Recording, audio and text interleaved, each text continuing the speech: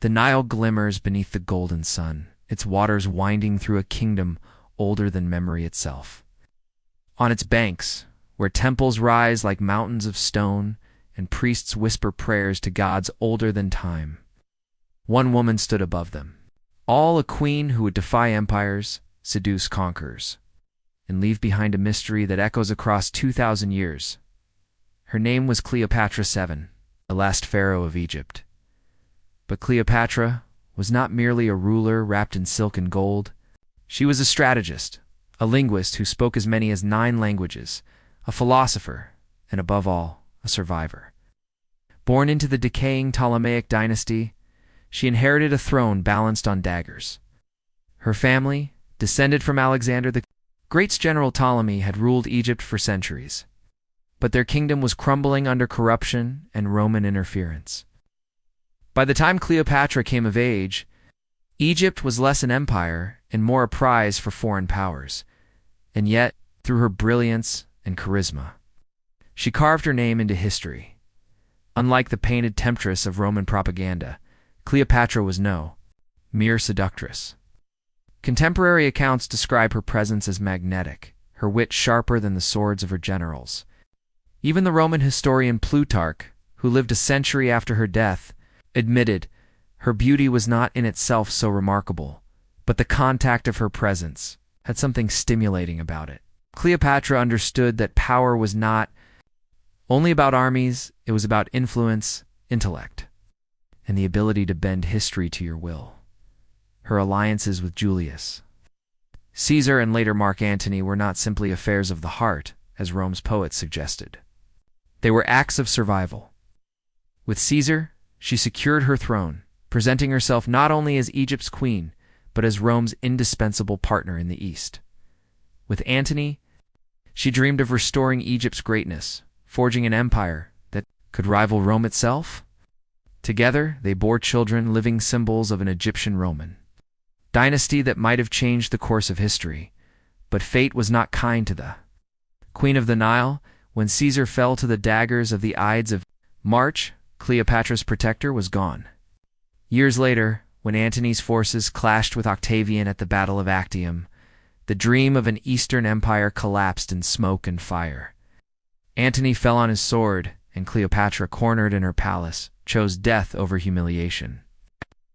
Ancient story tells us she pressed a venomous asp to her skin, though some historians suggest poison concealed in her cosmetics. However it happened, the Queen of Egypt died as she lived on her own terms. With her passing in 30 BCE, the line of pharaohs that had endured for 3,000 years seemed to vanish in a single heartbeat. Octavian, soon to be Augustus, annexed Egypt as Rome's private possession, looting its temples and binding its people to the will of a foreign empire. To the Romans, Cleopatra's death was the closing of an age, the silencing of Egypt's last sovereign voice. But was it truly the end? This is where history begins to blur into legend. 4. Cleopatra left behind 4 children, each a thread that could carry her bloodline into the future. Caesarion, her son with Julius Caesar, was declared pharaoh, but was quickly executed on Augustus's orders. He was a threat, a living reminder that Rome was not invincible. Yet her other children, Alexander Helios, Cleopatra Selene II, and Ptolemy Philadelphus, born of Antony, were spared. Taken to Rome, paraded in chains through the streets, they were trophies of conquest. But Rome was a place where bloodlines mixed, where captives sometimes rose to power in strange and unexpected ways. And here lies the mystery. Cleopatra's life may have ended in tragedy, but her story did not die with her. In the centuries that followed, whispers would claim that her bloodline survived, carried not in Egypt's deserts, but across the Mediterranean, into Africa, and eventually into the royal courts of Europe. If those whispers are true, then Cleopatra's descendants may not have worn the crowns of Egypt, but those of Spain, France, and perhaps even the monarchs of today. For Cleopatra VII, the woman Rome tried to erase may still live on, not only in legend, but in flesh and blood. The story of Cleopatra should have ended with her death, a queen defeated, her kingdom swallowed by Rome, But history rarely closes its doors so neatly. Somewhere in the shadows of triumph and tragedy, new stories quietly unfold. Cleopatra left behind 4 children, each carrying the fragile hope of her dynasty. Yet their fates could not have been more different. The eldest was Caesarion, the son she bore to Julius Caesar. To the Egyptians, he was the child of 2 worlds, heir to the pharaohs, and son of the man who had conquered Rome itself. Cleopatra named him Ptolemy, the 15th Philopator Philometor Caesar, but the people simply called him Caesarion, Little Caesar. At just 17 years old, he stood as the last pharaoh of Egypt, a boy king crowned in the shadow of his mother's greatness. But Octavian, Rome's rising master, saw in him not a king, but a threat. For as long as Caesarion lived, Augustus could never claim to be the uncontested heir of Caesar. And so the young pharaoh was hunted down. Ancient writers tell us that Octavian uttered the chilling phrase, "Too many Caesars is not a good thing." With those words, Caesarion's life was extinguished, and the line of pharaohs seemed broken forever.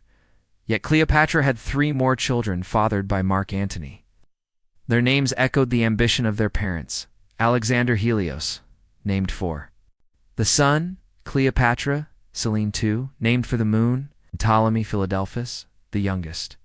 These were not just names, they were symbols of a dream. The empire Antony and Cleopatra hoped to build, a world ruled by their children, uniting East and West under the power of sun and moon.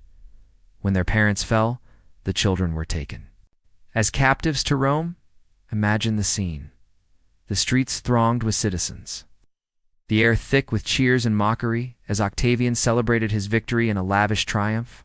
And there, among the chained prisoners, were the children of Antony and Cleopatra, paraded through the eternal city as living trophies. But fate, once again, intervened in an unexpected way. Instead of execution, the children were spared. Why? Perhaps Octavian wanted to display mercy, or perhaps he saw no danger in them. The truth is more likely political.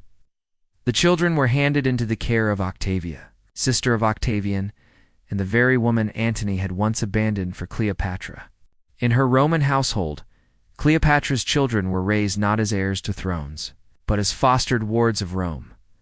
History grows quiet on Alexander Helios and Ptolemy Philadelphus. Some say they died young, lost to disease, or forgotten in obscurity. No records mark their later years, as if they slipped into the silence of history itself. But their sister, Cleopatra, Selene II, was different. She was intelligent, ambitious, and bore the unmistakable presence of her mother. Rome could never erase her. Around 20 BCE, Augustus arranged her marriage to King Juba II of Mauritania, a Roman client kingdom in North Africa. So Cleopatra's daughter became a queen in her own right, in Mauritania. She and Juba ruled as partners, their court a strange and fascinating fusion of Egyptian, Roman, and Berber traditions. Cleopatra Selene named her son Ptolemy of Mauritania, keeping alive the dynastic title that Rome thought it had destroyed. Through her, Cleopatra's bloodline endured, carried into a new land far from the banks of the Nile. It is here, in this overlooked corner of history, that the true mystery begins. For while Caesarion's line was cut short, Cleopatra Selena's descendants spread quietly across North Africa and the Mediterranean. In the centuries that followed, her bloodline mingled with Roman emperors, Berber kings, and later European nobles became woven into the fabric of royal dynasties. Thus, the children of Cleopatra were not forgotten. They were scattered, hidden in plain sight, absorbed into the very world that had tried to erase them. And through them, the story of Cleopatra did not end.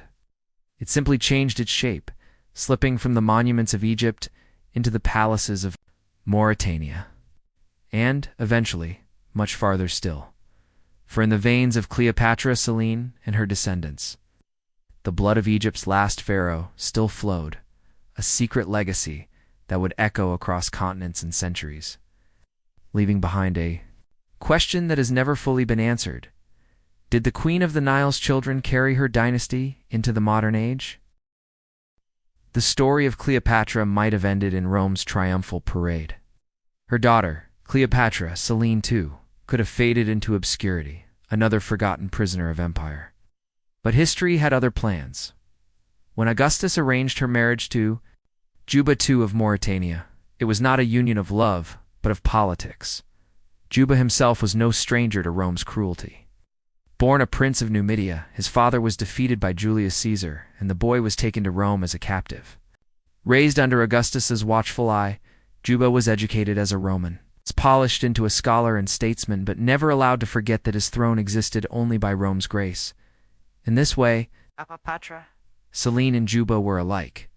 Both the children of conquered dynasties, both hostages reshaped into allies, both bound together by Rome's invisible chains.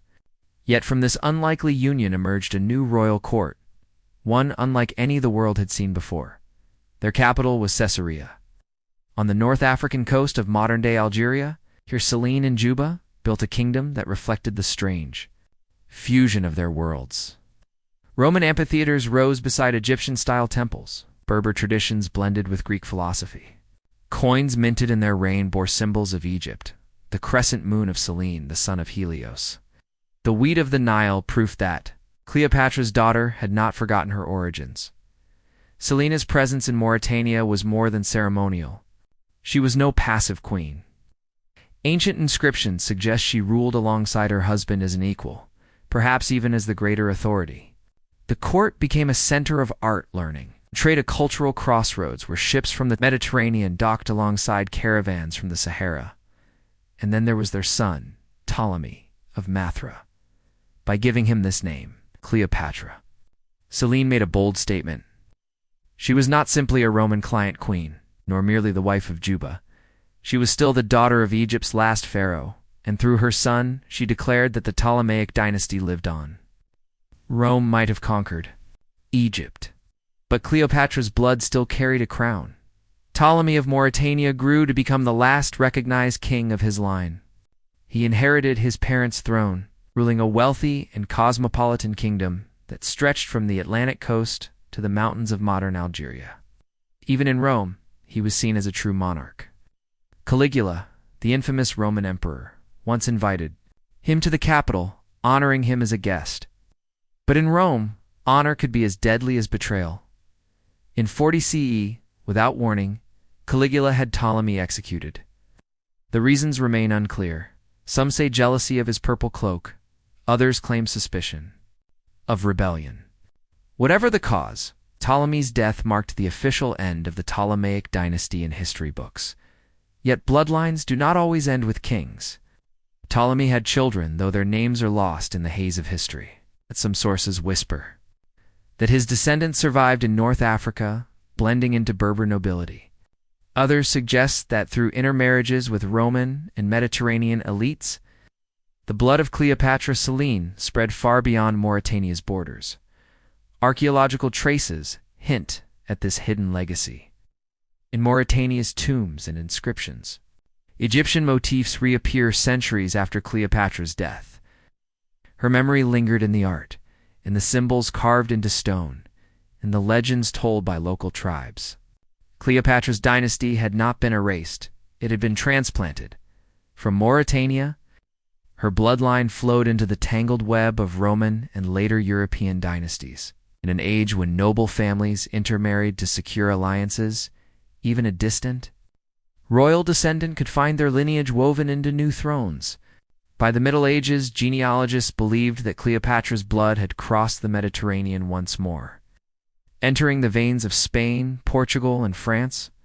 Thus, the Queen of the Nile's legacy survived not as a kingdom carved in stone, but as a whisper in the veins of kings and queens. In the deserts of North Africa, Cleopatra's daughter built a new dynasty. And though its palaces crumbled and its rulers were forgotten, the bloodline carried on, moving ever westward, threading its way through time, waiting to be rediscovered. For the Mauritanian royals were more than clients of Rome. They were the guardians of a secret inheritance, one that would shape the very crowns of Europe. The death of Ptolemy of Mauritania in 40 CE seemed like the closing of a book, the final extinguishing of Cleopatra's royal flame. Rome annexed his kingdom, carving it into provinces. His treasures were plundered, his monuments defaced, his line erased from official histories. But history is never as tidy as emperors would like. Though Ptolemy was executed by Caligula, suggests he left heirs unnamed children whose identities slipped into the fog of time. Some may have remained in North Africa, marrying into Berber nobility, while others were absorbed into Rome's vast network of aristocracy. After all, Rome had little use for official kings, but royal blood, even distant, half-forgotten blood, was a powerful tool for binding alliances. From here, Cleopatra's legacy began to spread in unexpected ways in the centuries that followed. North Africa and the Mediterranean became a crossroads of empire. Rome gave way to Byzantium, Byzantium to the Arab caliphates, and later to the kingdoms of Europe that rose along the western Mediterranean shores. Through these centuries, families of noble descent guarded their genealogies like weapons. And in this web of marriages, inheritances, and shifting allegiances, Cleopatra's descendants are believed to have woven themselves silently into European history. Some medieval genealogists traced her line into the Visigothic and early Spanish nobility. Others suggested links between the Mauritanian royals and the Lusitanian tribes of Portugal. By the time of the early Middle Ages, whispers of Cleopatra's bloodline appear in the claims of Iberian dynasties eager to tie themselves to the glories of Rome and Egypt. By the Renaissance, the fascination only deepened. Scholars and nobles alike scoured ancient records to link their families to the legendary Queen of the Nile. For to claim descent from Cleopatra was to claim not only royalty, but also a connection to one of history's most powerful and enigmatic women. The strongest theories emerge in Spain and Portugal. Some genealogical traditions claim that Cleopatra's descendants intermarried with Roman senators whose families later settled in Hispania. Over generations, these bloodlines merged into the foundations of Iberian nobility. If true, Cleopatra's blood may have flowed into the houses of Castile, Aragon, and Portugal dynasties that would later rule empires stretching from the Americas to Asia. By the 15th century, Spanish and Portuguese crowns launched voyages across the Atlantic. Cleopatra's legacy may have crossed oceans with them, not as an Egyptian queen remembered in stone, but as a faint trace in the veins of kings and queens who claimed new worlds in her name. France, too, enters the story. Some genealogical accounts suggest that through centuries of intermarriage, the bloodline of Mauritania reached the Capetian dynasty, the line that gave birth to French kings. Later branches would extend into Bourbon royalty, weaving Cleopatra's shadow into the very families that shaped European history.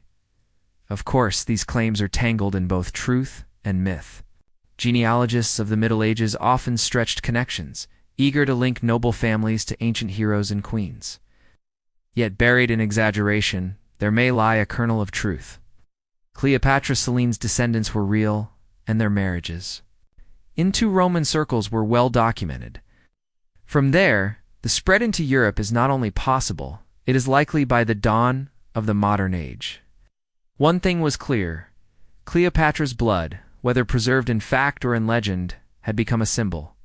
To be tied to her was to inherit not just royal legitimacy, but a story of resilience, intelligence, an unbroken legacy. The Queen of the Nile had crossed the seas. It's not in ships or armies, but in the hidden currents of bloodlines flowing into Europe's courts, shaping crowns, and perhaps still beating today beneath the jewels of modern monarchs. By the late Middle Ages, Europe was a continent stitched together by royal marriages.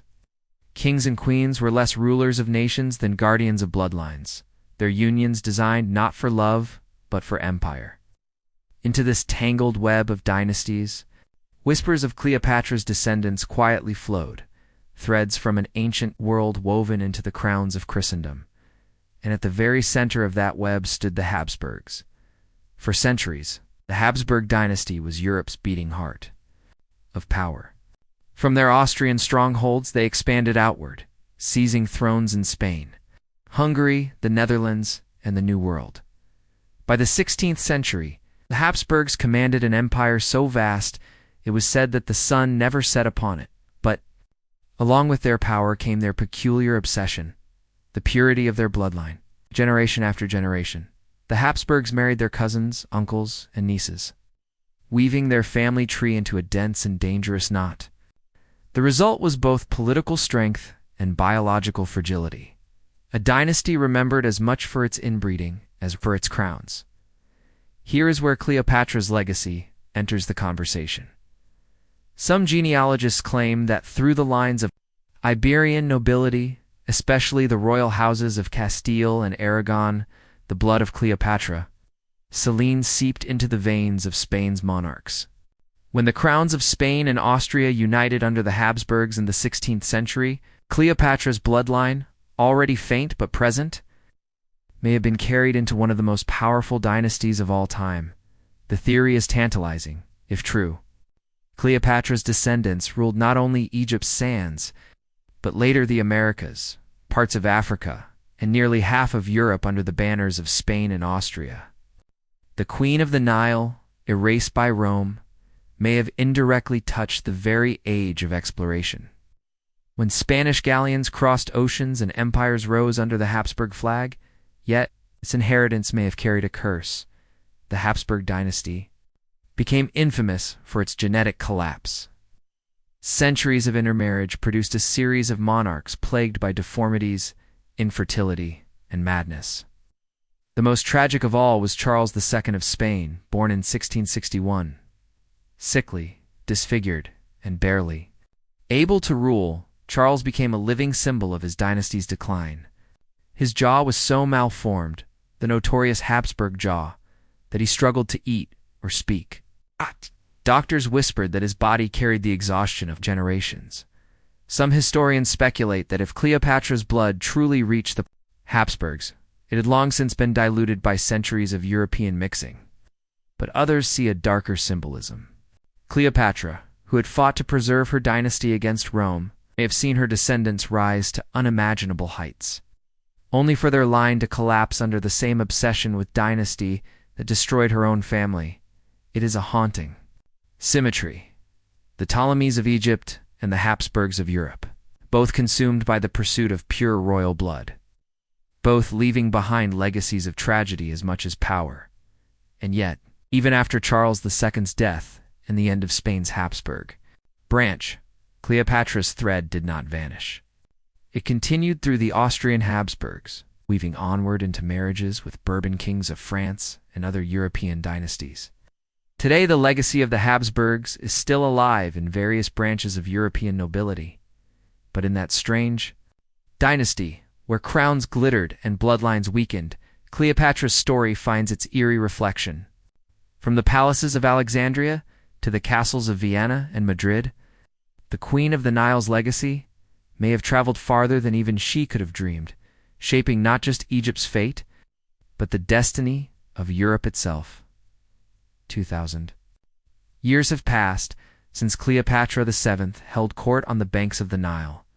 Empires have risen and fallen, now dynasties have flourished and vanished, yet the fascination with her never faded. And if the genealogists are right, her story may not simply live in marble statues or ancient texts. It may live in the veins of today's royals. Through Cleopatra, Selene too. Her daughter with Mark Antony, the bloodline flowed first into Mauritania, then seeped into Rome, and from there into the Iberian Peninsula. Over centuries of marriages, inheritances, and dynastic unions, it spread quietly into the great houses of Spain, Portugal, and France. And when the crowns of these kingdoms intermingled with Austria's Habsburgs and France's Bourbons, Cleopatra's faint genetic shadow may have been carried into the very heart of European royalty. But does this mean Cleopatra has living descendants today? Many historians tread cautiously, but the lines of possibility are striking.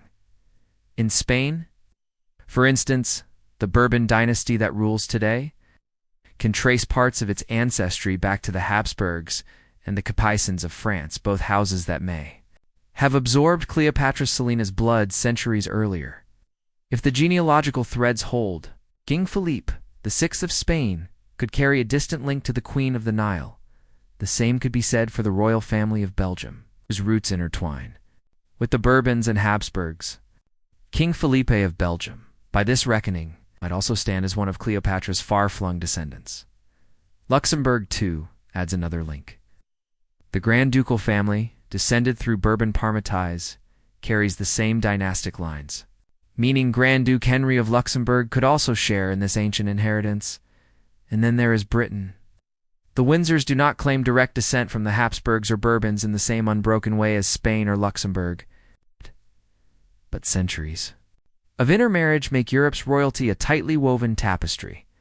Through indirect lines, some genealogists argue that even the late Queen Elizabeth II and now King Charles III may share a faint genetic thread tracing back to Cleopatra Selene and, by extension, her mother. Yet all of this remains wrapped in shadows and speculation. Dynastic genealogies of the Middle Ages and Renaissance often exaggerated connections, stitching noble families to ancient heroes to bolster prestige. Was every link true, or were some invented to polish crowns with the gold dust of myth? The truth may never be fully known, but even if Cleopatra's bloodline in Europe is more legend than fact, the idea itself has power. Across continents and centuries, rulers have invoked her name to claim legitimacy, mystique, and the aura of Egypt's last queen. To be tied to Cleopatra, whether by blood or by story, is to inherit not just a throne, but a myth that transcends kingdoms. What is undeniable is this: Cleopatra's daughter did survive. She did reign, and she did bear children. The bloodline continued, whether it diluted, disappeared, or endured. And given how deeply interconnected Europe's royals became through centuries of intermarriage, it is entirely plausible that somewhere in palaces of Madrid, Brussels, Luxembourg, and perhaps even Buckingham, the Queen of the Nile's ancient blood still beats quietly beneath the jewels of modern crowns.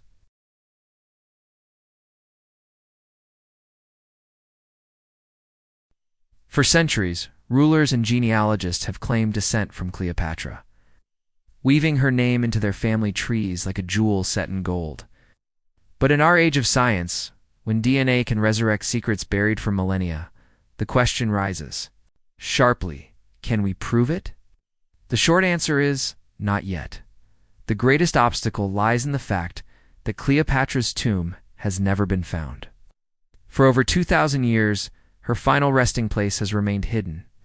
Ancient sources suggest she was buried alongside Mark Antony in a grand mausoleum near Alexandria.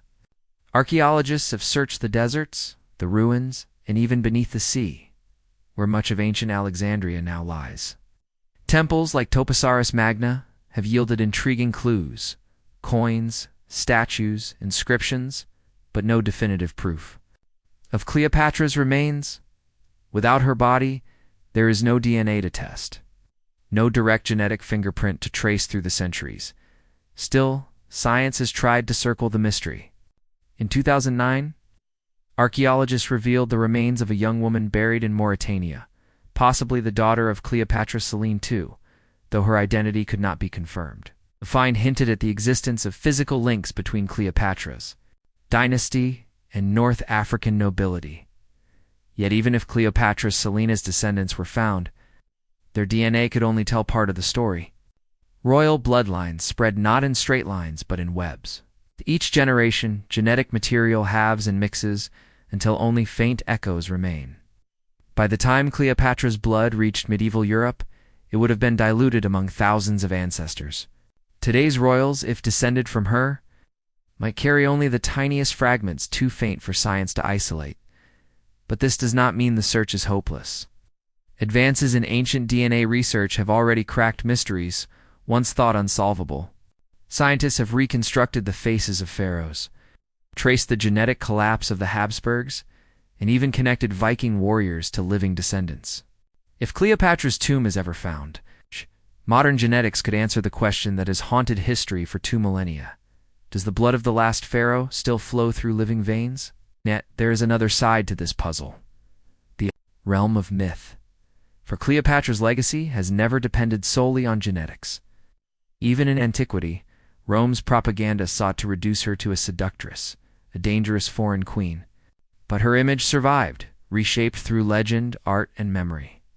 In medieval Europe, Claiming descent from Cleopatra was as much about symbolism as it was about blood. To be her heir was to inherit the aura of intelligence, beauty, and unbreakable.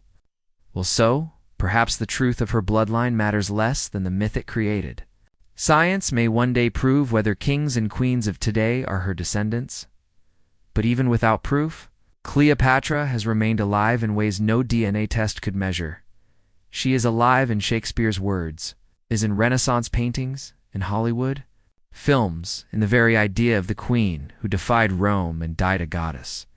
And in this way, whether through science or story, her lineage has never been broken. The question is not only whether her blood survives. The greater question is this: what does it mean that for 2,000 years, kings, queens, and empires have claimed her as their ancestor? For in the end, Cleopatra may not need DNA to live forever. Her immortality lies in the fact that the world cannot stop searching for her in ruins. In palaces and even in its own reflection, the story of Cleopatra is more than a story of bloodlines. It is the story of how a single woman became larger than life, not just in the courts of Alexandria, but across 2,000 years of history. When she lived, Cleopatra was the last ruler of an ancient dynasty that stretched back to Alexander. The great generals, she was a queen in a collapsing age, her throne balanced on the edge of Rome's rising power. To her enemies, she was a schemer, a seductress, a queen who dared to defy the greatest empire on earth. To her allies and to her people, she was something far greater, the living goddess of Egypt. The last flame of pharaonic glory, her death in 30 BCE, marked the end of the pharaohs. But paradoxically, it also marked her beginning. From that moment on, Cleopatra belonged not to one land, but to the imagination of the world. Across the centuries, she was reborn again and again. Medieval kings and queens claimed her as an ancestor. To legitimize their power, Renaissance painters draped her in silk and jewels, turning her final moments into eternal art. Playwrights and poets gave her words that still echo on stages today. Hollywood crowned her the ultimate symbol of beauty, wealth, and intrigue. And through it all, the question lingered like a haunting refrain. Does her blood still flow in royal veins? Perhaps it does. Perhaps scattered across the courts of Europe. In North Africa, faint fragments of her DNA survive. So, her descendants may walk among us in gilded palaces, in city streets, or perhaps without even knowing. But whether her genetic legacy endures or not, her true power has never been confined to biology. Cleopatra achieved something far greater than survival of blood. She achieved survival of story. Few rulers in history have transcended their own deaths so completely. Alexander the Great conquered the known world, but his empire shattered when he died. Caesar remade Rome, but his legacy became Rome's, not his alone. Cleopatra, however, became eternal, not through empire, but through identity. She became a mirror, each age seeing in her what it most desired or feared: a goddess, a temptress, a patriot, a destroyer, a dream. In the modern world, her image still reigns. She appears in films, in novels, in academic debates, in fashion and art. Her name is whispered in genealogies, her face painted on canvases, her story reenacted endlessly. For more than 2 millennia, humanity has refused to let her die, and perhaps that is the greatest proof of all. Cleopatra is not gone. She is here, not only in the possibility of royal heirs, but in the endless fascination she inspires. She remains even now, a queen without a throne, ruling instead over memory, myth, and imagination. The last pharaoh may have fallen, but the eternal queen still reigns.